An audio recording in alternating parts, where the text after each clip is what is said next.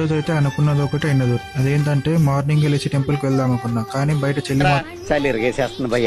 మామూలుగా లేదు. సో ఇంకా చెల్లిమంట వేసుకొని ఇంకా ఆ వేడిలో సెట్ అయ్యాక ఇంట్లో పూజ చేసుకుని డైరెక్ట్ గా గుడికి అయితే వచ్చేసా. తర్వాత ఫ్రెండ్ తో టీ తాగి నా న్యూ మైక్ వచ్చిందంటే కొరియర్ ఆఫీస్ కి వెళ్ళా. అక్కడ 30 మినిట్స్ వెయిట్ చేశాక ఫైనల్ నా మైక్ దొరికింది.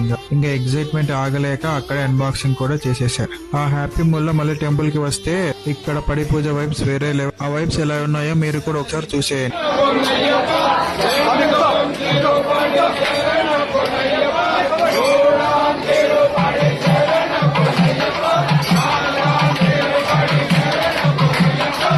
విన్నారు కదా, ఆ ఎనర్జీనే వేరు అసలు. తర్వాత అన్నదానం స్టార్ట్ అయింది. నేనైతే అందరికి వడ్డించడం స్టార్ట్ చేసి అలా దేవుని సేవ చేస్తుంటే ఆ సాటిస్ఫాక్షన్ మాటల్లో చెప్పలేం. ఇంకా లాస్ట్ లో నేను మా ఫ్రెండ్ అయితే కొమ్మేసాం అనుకోండి. ఫైనల్లీ మా ఫ్రెండ్ ని డ్రాప్ చేసి ఇంటికైతే వచ్చేసా. సో చలితో స్టార్ట్ అయ్యి స్వామి వారి సేవతో ఎండ్ అయింది. స్వామియే శరణమయ్యప్ప. See in the next blog.